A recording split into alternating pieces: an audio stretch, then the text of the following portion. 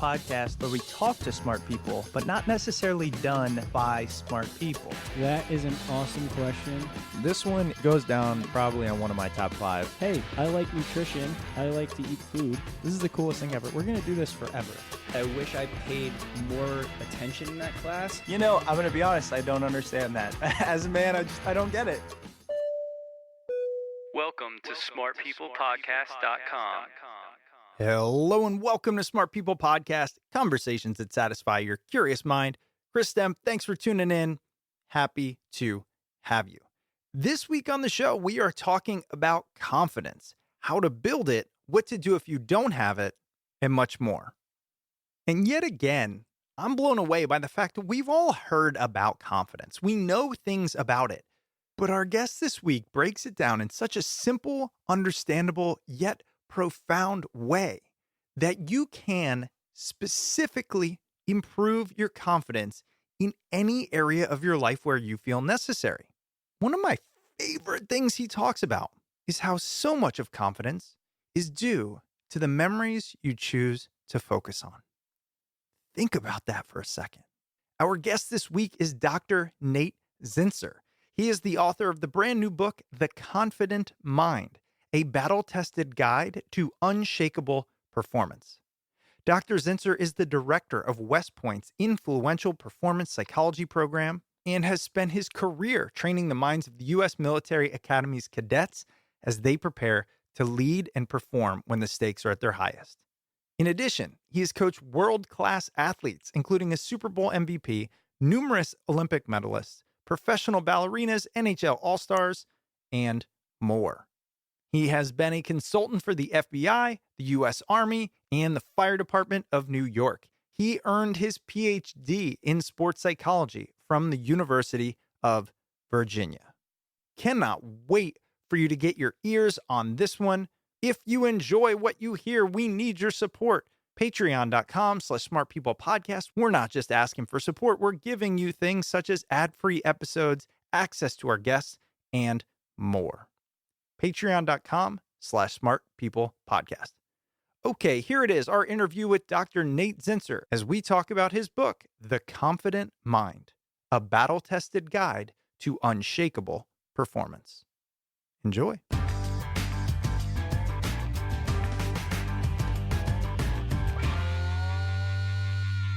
We're at a unique time right now. The Super Bowl just wrapped up last night. All right, I'm not sure when this episode will air, but as recording, it just ended. And I have to know, how'd you feel about the outcome? As a sports, enthusiast, psychologist, how'd you feel about it?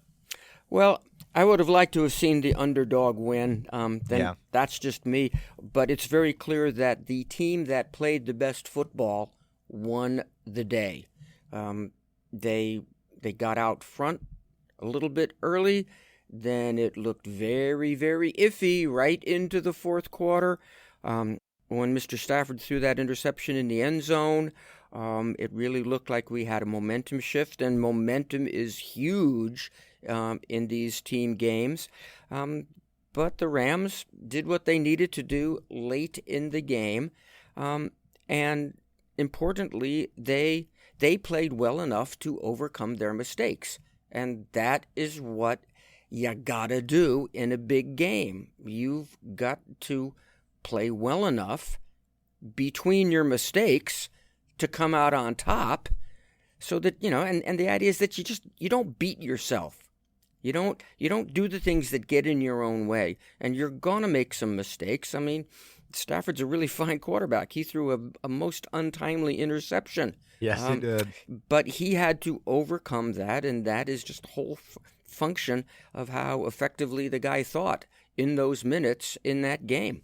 If we go back to the Bills and Chiefs game, each of them felt like they had one play left, and somehow most always pull it off.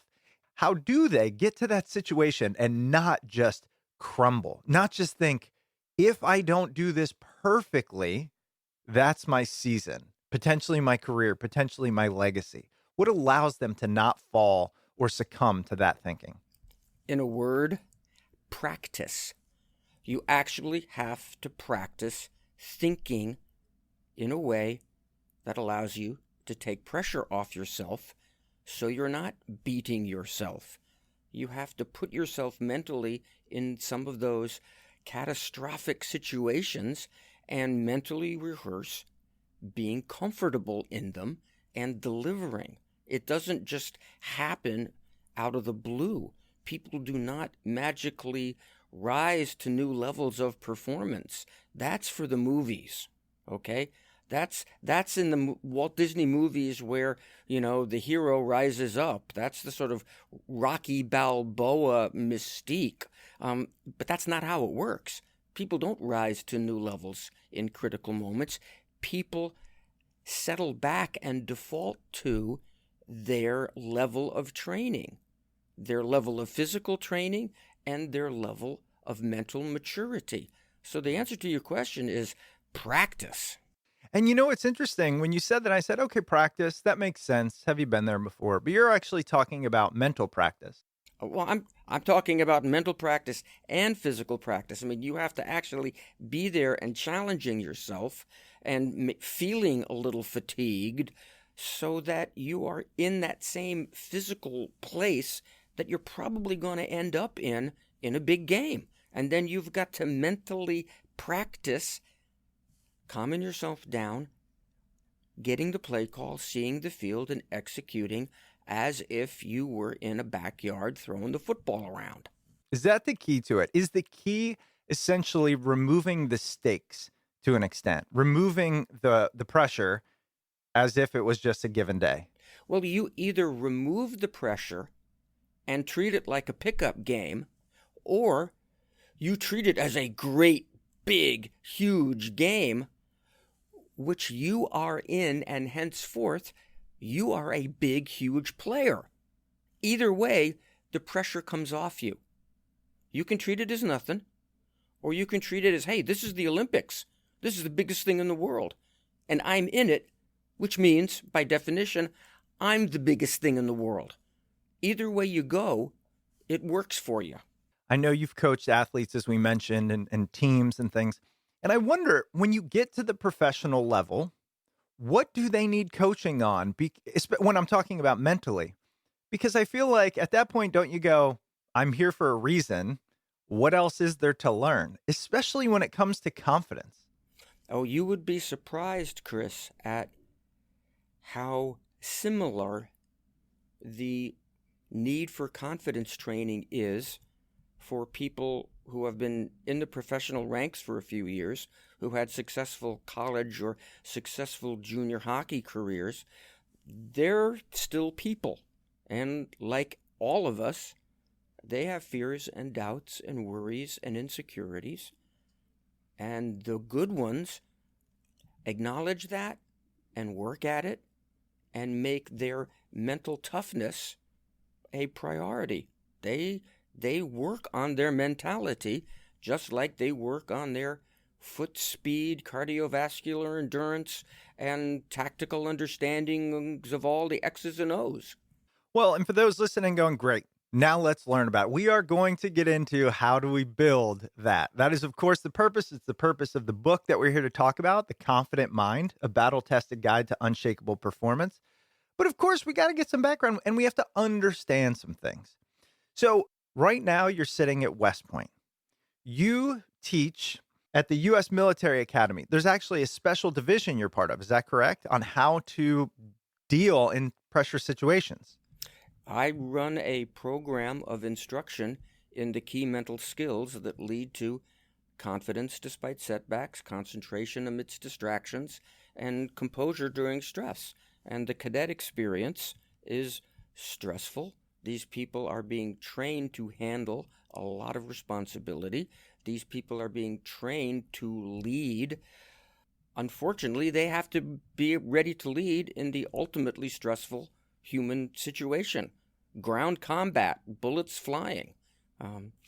At the same time, they are learning to be students. This is a curriculum comparable to a lot of Ivy League curricula.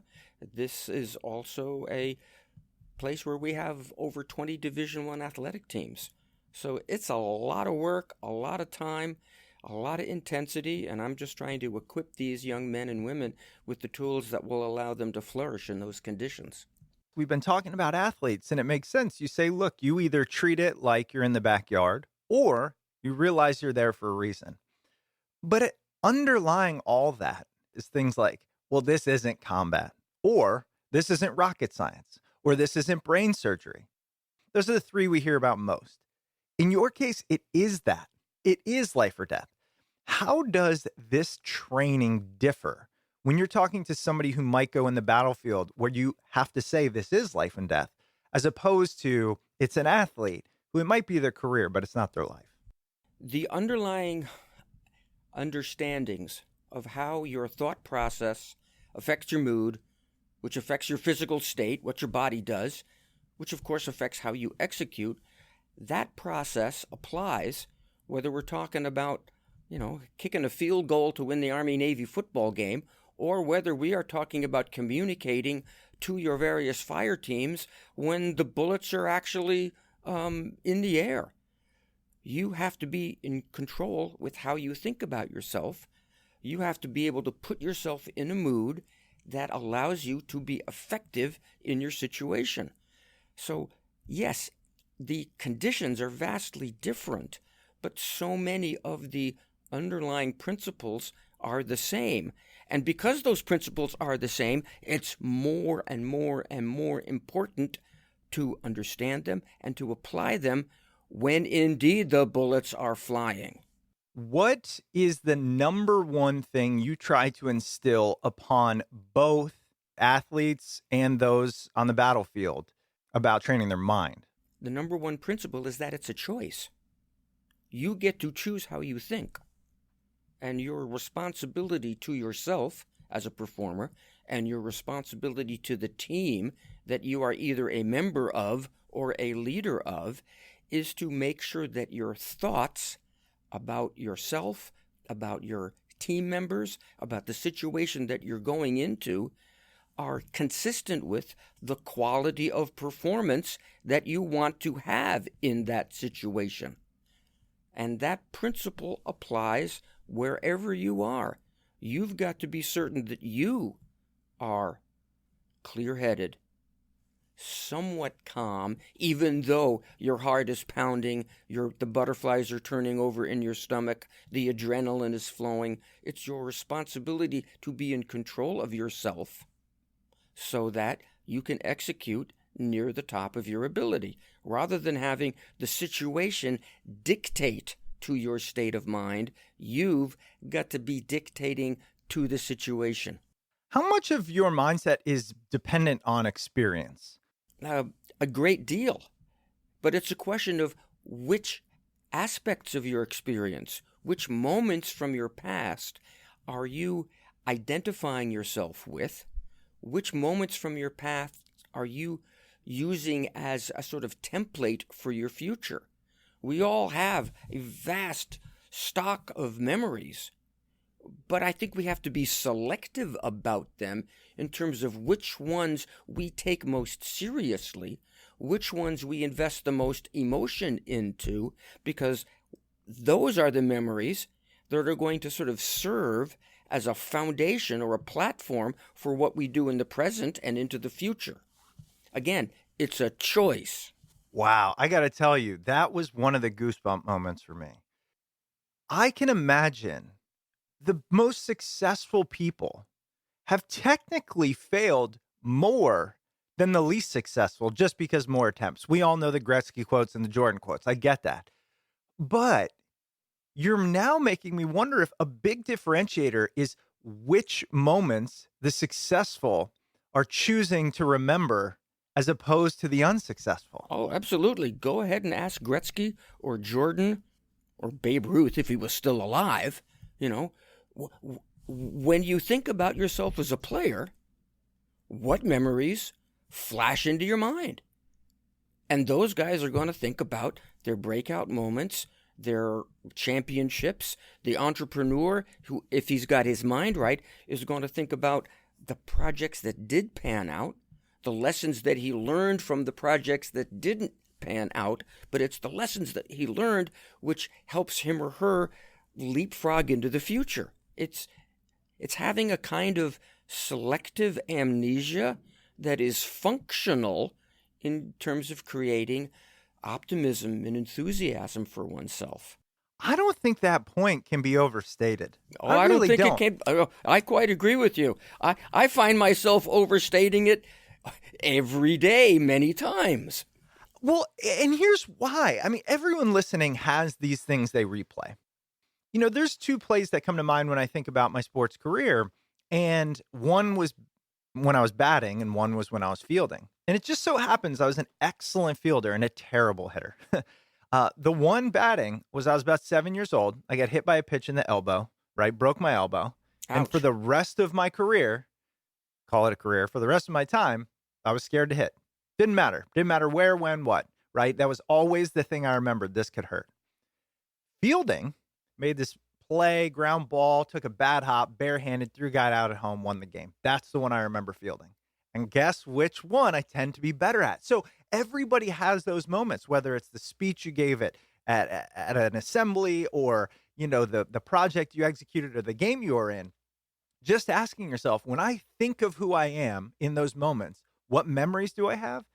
Probably fairly telling about not only how you view yourself, but how you perform. That's insane to me. Absolutely. And if it was important that you become a better hitter, we would have to tweak your memories about hitting and learn and look at that one unfortunate moment where you got your elbow busted up as pretty much a fluke. We would have to dredge your memories for moments where, you know, you were patient at the plate and you worked the count and either got the walk because you were using your eyes right, or you made nice contact with the ball and drove it over the shortstop's head. Hey everybody, Chris here, taking a quick break for our sponsor this week, Golden Poppy Herbal Apothecary.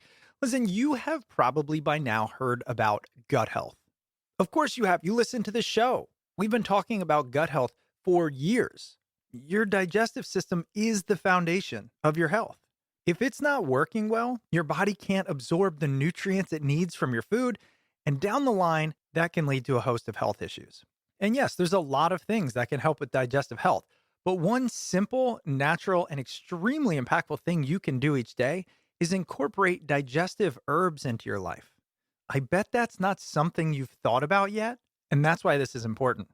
Golden Poppy Herbal Apothecary has created an herbal tea blend specifically for helping ease your digestive woes. Their tummy tea has herbs such as meadowsweet, fennel, chamomile, peppermint, plantain, cinnamon, and calendula. Did you catch all those? I mean, yes, some of these you've heard of. But for example, did you know meadowsweet is often used for respiratory tract infections, headaches, heartburn, and inflammation? Or what about the fact that calendula contains a huge amount of flavonoids and antioxidants that prevent cell damage from free radicals? And because you listen to this show, we have a special offer. As you know, you get 20% off your entire purchase by going to goldenpoppyherbs.com/smartpeople. Head on over there, check out their tummy tea, stock up on it. When you have guests over, it's a really nice touch to have handcrafted, small batch, organic and natural teas that stick out instead of the store-bought junk. goldenpoppyherbs.com/smartpeople, 20% off your entire order. Let's get back to the show. The reason I love this analogy, and I love where you're going with it, is because of this. Too often, expert advice stops at generalities. And I can say that having talked to 400 experts. This is the next layer of how to change that choice, why it matters, what it does. This is executing on the generality of it's a choice, and that is what makes it work and makes it actionable. And that's why I love exactly what you're talking about here. Thank you.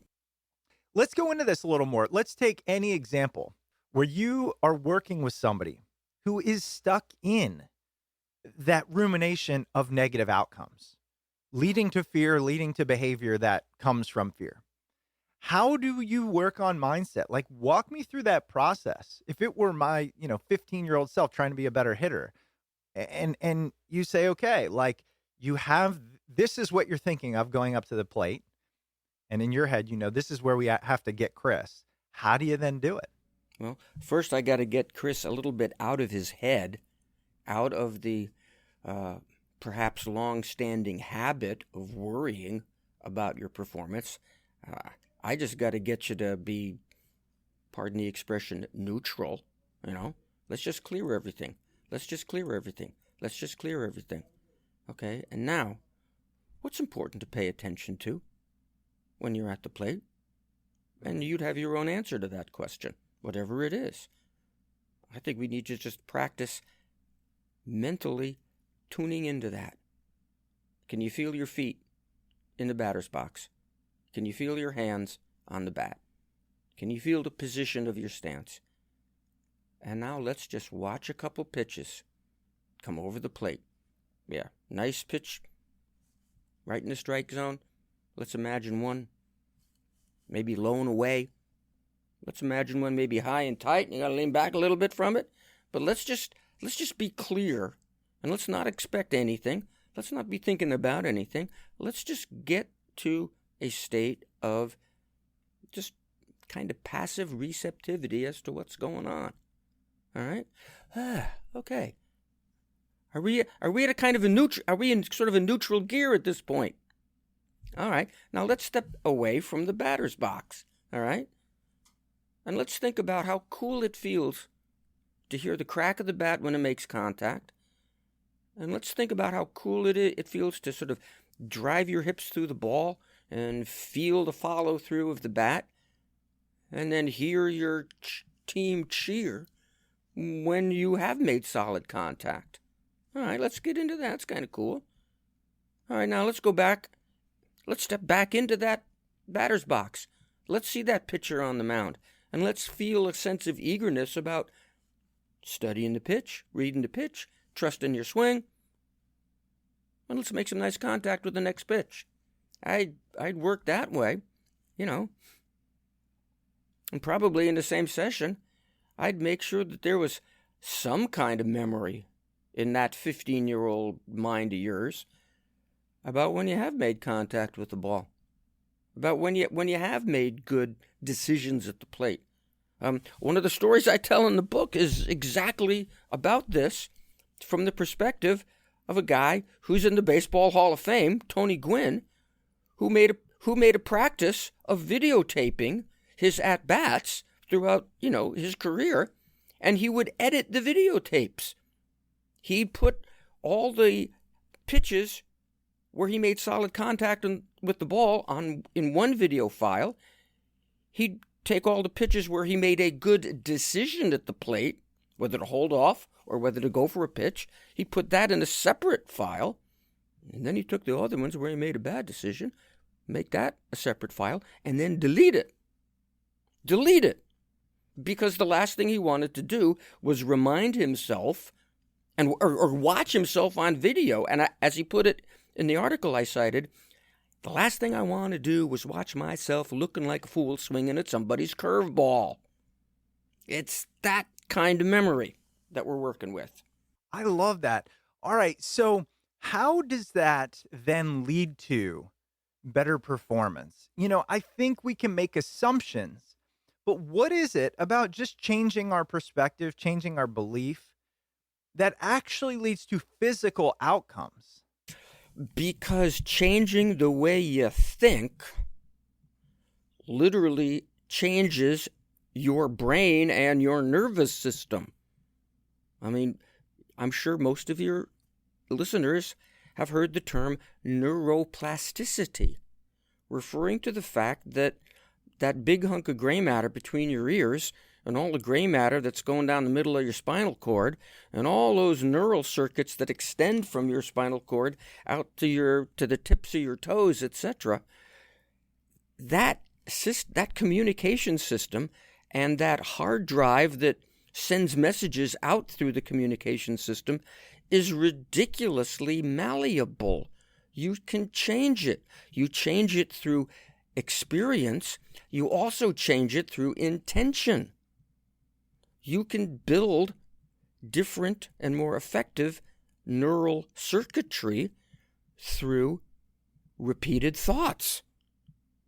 And a lot of people have suspected this throughout human history, but really only in the last decade or two have we had the technology to actually see brains at work and look at, oh, this person did this kind of mental training, and look at that part of the brain that is different now than when she started. Because the process of envisioning a particular skill, whether it's playing the piano or whether it's swinging a tennis racket, that part of the brain is now bigger and brighter than it was before she started doing this. Neuroplasticity. Your nervous system responds to you. So use that, for Pete's sake. Don't think that you're a victim of the nervous system that you've got. You may have the nervous system that you have based upon your past experience, but at the moment, the nervous system you've got is a predictor, a forcing function on your future. Is it fair then to simplify it to this idea, which is if you remember the times when you had positive outcomes in whichever endeavor you're in, and you think through those, you focus on those, you concentrate on those, and you practice those, then you are likely to build the neuropathways, the physiology that led to those outcomes, which therefore give you a better chance of achieving them. So the mind really is trying to do its best to replicate whatever outcome you're thinking of. And that's what leads to performance. Is that fair? That's a fair statement. That is a fair assessment of what goes on.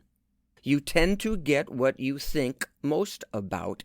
You tend to get what you think most about and what you think about with the greatest degree of emotional content. Emotion is like glue that sort of solidifies a particular neural circuit. So make sure that you are injecting emotion and allowing yourself to feel a little bit of excitement, even over small improvements, if indeed you want more of those small improvements. Sure.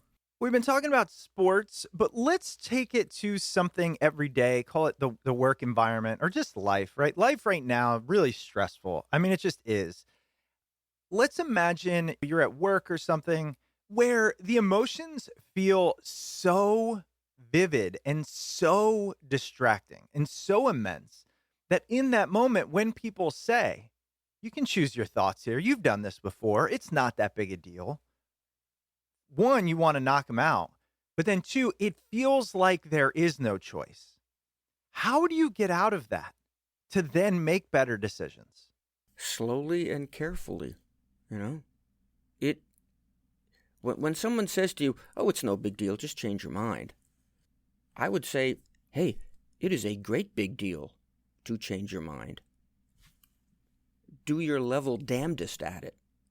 Be as good as you can be right now with that choice. As hard as it is, you might not get it perfectly, but you might just be able to take a little bit of an edge off it, It's not about being perfect at this all the time. Nobody is, okay? And I tell so many people so many times a week, look, everybody is dealing with this.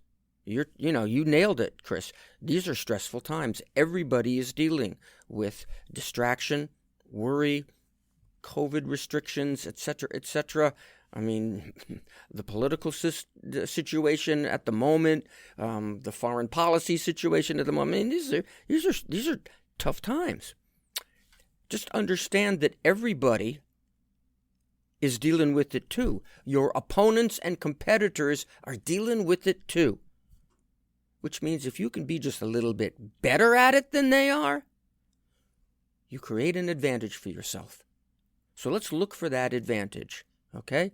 Don't think for a minute that you've got it rough and that everybody else is, smelling rosy. No, they've got it too, I will tell this to somebody who is competing, against a top 10 opponent, a top 5 opponent, a returning national champion. Pressure's on that guy too, right? Right. Pressure's on that team. Pressure's on that gal. Okay. Go be the best version of yourself. Force that person to deal with you. They're going through their own share of difficulties. They got fatigue. They're cutting weight. They've got their own stresses. Think of it that way. Yeah, that makes sense. The book is on confidence. How does what we're talking about relate to confidence? And how do you define confidence in the first place? Well, I define confidence as a sense of certainty about yourself that allows you to do what you know how to do, what your body's trained to do, without you having to think your way through it and be very conscious and analytical while you're doing it. Confidence is a sense of certainty that allows you to execute more or less unconsciously. I see the ball, I hit the ball. Rather than thinking, okay, it's this is the count and this is what he's been doing, so I think it's likely to be this. Oh, I got to make sure that my heels are dug in just right, and all that extra analysis can gum up the airwaves, can put just a whole lot of extraneous stuff into your eyes. It'll slow down your recall of the right response. It will interfere with the smooth coordination, okay? If the pitch feels right, you swing at it. You know, for the golfer, you pick out a target, you look at the air, you pull out a club, you think how you want the shot to be, you step up, you hit the ball. Right. You keep it that simple. Good golfers do that. Not so good golfers allow themselves to, stand over the ball and remind themselves of the 6 technical tips that, their teaching pro has been giving them over the last years. And that almost never enhances their feel, their rhythm, their swing. Right. And to be fair, what gets in the way is not the physical act, it's the mental act. That's what is just being driven home. Aside from things like practice and experience, which we know and we just covered, is there anything in early childhood, in the way we're raised, in our socioeconomics, in our race, gender, that impacts confidence despite the other things we discussed, action, experience, practice, things like that? Well, I think there are a whole lot of messages that get drilled into us just on a, social and cultural level, The idea that you have to be serious about yourself if you're going to play well. Now, there's a certain truth to that, but the idea that seriousness and thinking about what you're doing is the one and only path to success has a downside once you've learned a few fundamentals and once you've acquired a decent level of skill. At that point, overthinking what you're doing is a detriment to performance. And when I talk people through, think about what you went through as a kid or an adolescent or a young adult learning your craft, improving your skill level, improving your fitness level because you wanted to be good at something, Yes, you had to put in a lot of physical effort. You had to identify certain weaknesses. You had to have a mindset of making change happen. You had to be, quote unquote, serious about yourself in order to improve your fundamentals, in order to improve your fitness. But while you were being so serious, you pretty much developed as a side effect the tendency to analyze, judge, and criticize yourself across the board. Now, that analysis and judgment and criticism can be a very good way to be in certain times of your training and preparation, but you can't bring that into a performance situation. That will just tighten you up, as we've been discussing. So you have to actually practice, maybe separating that, workhorse mentality, analyze, judge, criticize. Maybe you need to practice a good part of your practice, just seeing what's there, accepting what happens, always being your own best friend, always being supportive, because that's the way you want to be in the game, in the match, in the actual presentation. So there's a way of setting yourself up to perform more confidently because you practice being your own best friend, your own biggest fan, looking for the things you do well, reinforcing that, having already done the self-critical part, where you really look at your weaknesses and you make some corrections. But you got to trust those corrections, and you got to practice trusting those corrections, because that's the way you want to be when you're in the spotlight. Hey, Chris here for a quick break. I was talking to my brother the other day, and he listens to the podcast, and he said, dude, I'm always confused on how you remember all this stuff. Like, how do you remember what a guest said 3 years ago and then tie it into an episode today? And it's funny because I've noticed some episodes, my mind is super sharp and everything's flowing, and others, things get lost on the tip of my tongue. And now I know that a lot of that is due to my body chemistry. And the reason I know that is because when I take the NeuroFuel supplement, I don't lose words on the tip of my tongue. Our sponsor this week is Natural Stacks. And before we go any further, if you go to naturalstacks.com/smartpeople, you'll get 50% off NeuroFuel. It's worth a try, trust me. The reason it works is because the premium natural ingredients in here work as fuel for your neurotransmitters, supporting greater signaling between brain cells. So there's that word, natural, right? What is it? Well, here are some of the ingredients. Artichoke extract, which numerous studies show significant increases in normal mental performance, including cognition, long-term memory, wakefulness, and neuroprotection. There's also forskolin, which is derived from a plant and has been widely used in traditional Ayurvedic medicine to also positively impact the neurons. You can go to their website and read all of this. One of the reasons I like NeuroFuel and Natural Stacks in general is their transparency. They are the world's first open source supplement company powered by blockchain technology that provides ingredient traceability and third-party lab test results for every single batch. So if you have to be at your best, if you have to stay sharp, try out Natural Stacks for 50% off by going to naturalstacks.com/smartpeople. That's 50% off NeuroFuel by going to naturalstacks.com/smartpeople. Now back to the show. It's bringing up so many things for me about the difference between kids and adults. One of the things I would imagine, based on what we talked about, is it's harder for adults to build confidence where they don't have it than it is for children. I think in a lot of cases that is very true, because the adults have such a greater backlog of experiences from which they can either grow or from which they can retard themselves.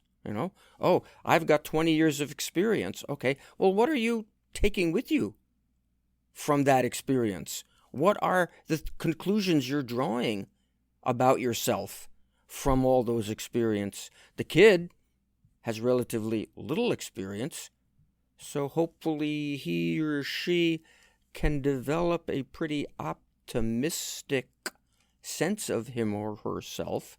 And, mom, dad, coaches, this is really where it comes down to effective communication. Experience in and of itself is neutral. It all depends on what aspects of that experience one tends to focus upon. I can speak for myself, but I believe I see it a lot in others. Adults feel like they shouldn't fail.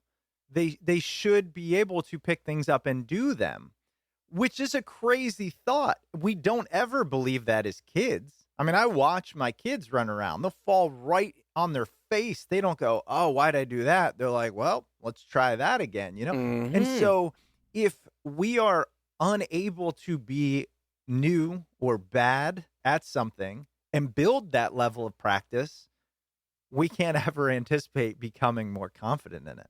I think that's very true. Watch a little kid who's learning to walk, and they will fall, and it might hurt. You pick them up, or they pick themselves up. They haven't yet developed the self-consciousness of, oh, geez, Billy down the street can already make 10 steps in a row, and I can only make 4. There must be something wrong with me. They haven't developed that habit of comparing themselves ineffectively. But, boy, do we see that with adolescents. I see that all the time in the 18 to 22-year-olds here at West Point.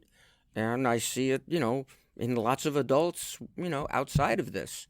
If we kind of go back and think about what we've been talking about, the idea of choosing almost which memories you want to believe in and how those thoughts about how you perform can shape who you are, literally down to the neurons and how you perform. At what point does it cross the line into arrogance? And is there a downside to that? Or do you want the arrogant guy covering your six or at your quarterback?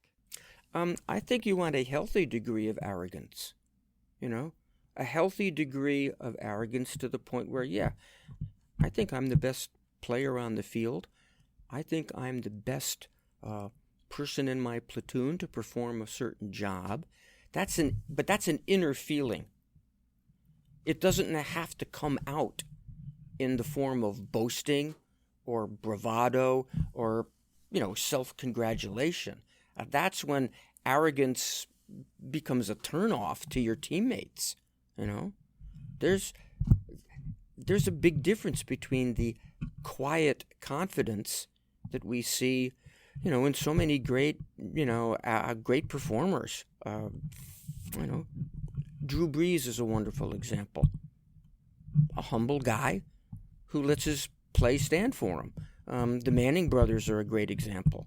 I think generally the Williams sisters were wonderful about that. They didn't stand up and boast and call attention to themselves. But if you were to ask them quietly, do you think you can win the Wimbledon championship this year? Both of them would say, well, yeah, I believe I'm that kind of player. I got the talent. I've put the work in. I think I can beat everybody in the world. And that's not a boast, It's just, that's just kind of the way I think. What do you wish the average person, they're not going out on the battlefield, they're not playing in the Super Bowl. What do you wish they knew about confidence and how to build it in themselves? Number one, it's a choice. And it's a choice that you can make day in and day out, many, many times a day. Two, it's very situation specific. Confidence is not this all-encompassing quality. Once you have it in this part of your life, you're going to have it across the board. No, confidence is very situation specific. The good news is that you can develop it for any specific part of your life or a multiple parts of your life. You can develop it for anything. And third, that it's not a one-time dramatic fix that suddenly transforms you from a nervous Nellie to, confident Charlie. It's not a one-time thing. There's no fairy godmother who's going to sprinkle you with pixie dust and transform you into, a winning machine. It's an ongoing, daily, even hourly process. And if you're willing to look at it that way, you have the opportunity to set yourself up for considerable success. As one West Point cadet put it, late in his cadet career, when he finally realized these things for himself, he said, the whole process of self-confidence is an ongoing war of attrition. There's no decisive victory that you can win which ends the war. There's no, the way I, there's no atomic bomb that you can drop on the enemy that ends it. They surrender, never going to come back.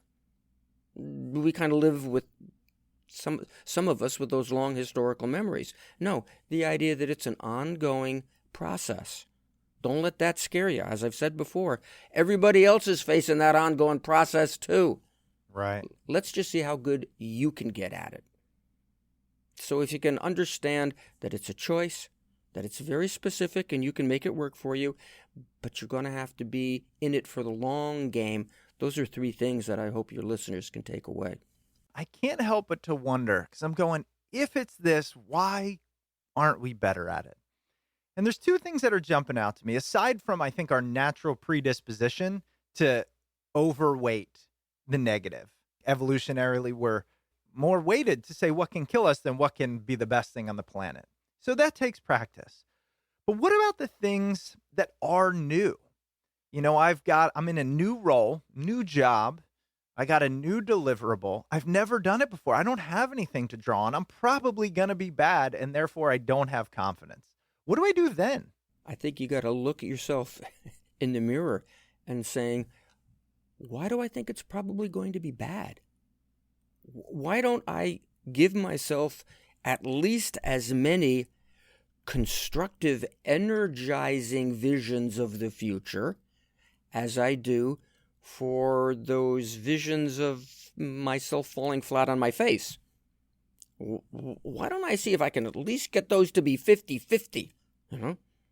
It's funny when you talk, envisioning to people, people say, oh yeah, I'm not good at visualizing.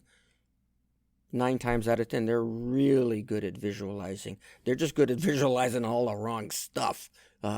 It's kind of funny, Yeah. You're right that we should acknowledge a certain negativity bias in human beings. We spent the vast majority of our history living in rather uncertain environmental conditions. So we developed neural pathways that emphasize pessimism. But we also survived in those uncertain environments through cooperation. So there are indeed neural pathways devoted to optimism in our brains. We can exercise both of them. It makes me think that the difference between confidence and self-doubt comes down to simply the thoughts we tell ourselves. Absolutely. The thoughts we tell ourselves about our past, the thoughts we tell ourselves about ourselves in the moment, and the thoughts we tell ourselves about various, as of yet, non-experienced futures. What I can't get over, and you're the perfect person to ask this, is all of that makes sense if it's not going to kill us. But when it could kill you, when your brain is screaming, don't run towards the bullets, don't jump on that grenade or whatever. I'm horrible with these analogies because I've never been in that situation. So I'm asking the experts. How do you change the hardwired human regard for life when the only choice is you better do it or it's probably a worse outcome? How do you do it on the battlefield? Well, you don't just do it on the battlefield. You have to practice. You have to practice being in the moment, reacting effectively to a battlefield situation or a simulation. For an athlete, you have to practice being in highly competitive, highly charged moments and making good choices. And again, as I've said, you being in control of the situation. There are some things that you can't simulate, but you got to do as good a job as possible at simulating what you can. I ask people to imagine all kinds of things that could go wrong in the Olympic trials. Right. Formulate a response to those things that could go wrong. Have a plan B, plan C, plan D, plan E in your back pocket in case circumstance B shows up, circumstance C, circumstance D, and that gives you a sense of, okay, a lot of things could go wrong, but here's how I'm going to handle that one, here's how I'm going to handle that one, here's how I'm going to handle that one, and this is part of your overall mental preparation. I've done that with a few folks, and then they've actually gone to the Olympic trials and had the weirdest things happen to them, yet because they had been in the habit of practicing a good response to some other weird things, they were able to generalize from that previous practice into the moment where this super weird thing happened, and they were fine. That's funny. That's a good point. It's like when you watch people, maybe it's an athlete or something, you go, how are they prepared for that? That's a 1 in a million thing. That's what makes them top of their game when you're preparing for the 1 in a million. Yeah, that's what we have to make. We have to make sure that our practice, our rehearsal, our training is very realistic. You know, our field training for soldiers. Okay, hey, we want to accomplish this. Oh, but this bad thing just happened. Now what do? Let's be ready for that. Okay, now we're moving towards our objective. Oh, something else happened. Something else went wrong. What are you going to do? Okay, you just lost this capability. Your communication's just, cut out for the moment. And now you're all alone. What are you going to do, kid? What are you going to do, Lieutenant? What are you going to do, Ranger School candidate? These are the trainings that you get into. And so you learned and developed the habit of hanging in the moment, even though the moment sucks. You've developed the capacity for hanging in the moment, doing what you can in the moment, with a little bit of optimism out there that, yeah, this can work out. Yeah, this can work out. There's a phenomenon called the Stocktail Paradox, which comes from the experience of a man by the name of James Stockdale, who was a prisoner of war in Vietnam for a very, very long time. And he was later liberated, became an admiral in the Navy. And the Stocktail Paradox refers to the fact that, boy, you have to embrace your situation in the moment.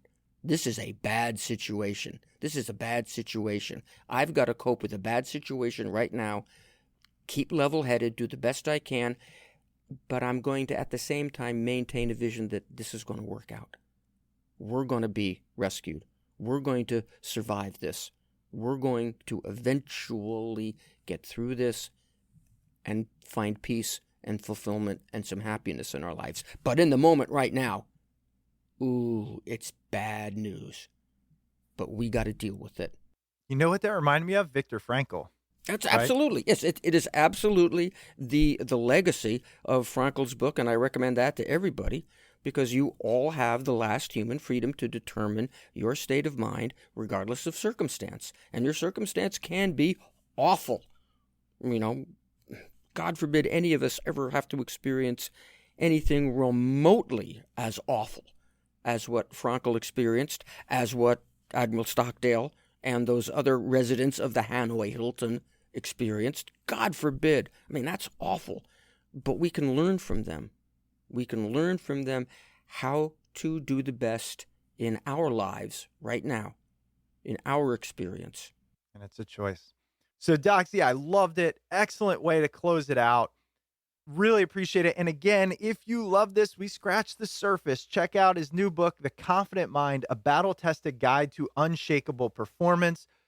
Wanted to ask you, last question, where can we find you? Are you out there? Are you writing blogs, all that? Or is it just the book's what you get? Well, the book is what you get. You can also contact me through my website, natezinsser.com. Ever since the book launched, I've gotten a whole lot of interest from folks who are looking for individual coaching on this, from business leaders who are looking for coaching for their teams. So, yeah, folks can get in touch with me that way. I love it. Thank you so much for your time. Really enjoyed it. Well, thank you, Chris, for inviting me in, and my best wishes to all your listeners for a really good 2022. This week's guest was Dr. Nate Zinsser. Dr. Nate's book, The Confident Mind, a battle-tested guide to unshakable performance, is available wherever books are sold. This week's episode was hosted by Chris Stemp and edited by yours truly, John Rojas. If you'd ever like to reach out to the show, you can email us at smartpeoplepodcast@gmail.com or message us on Twitter @smartpeoplepod. If you enjoy the podcast and you'd like to support us, you can head over to Patreon at patreon.com/smartpeoplepodcast. And if you want to stay up to date with all things Smart People Podcast, head over to the website, smartpeoplepodcast.com, and sign up for the newsletter. All right, that's it for us this week. Make sure you stay tuned because we got a lot of great interviews coming up, and we'll see you all next episode.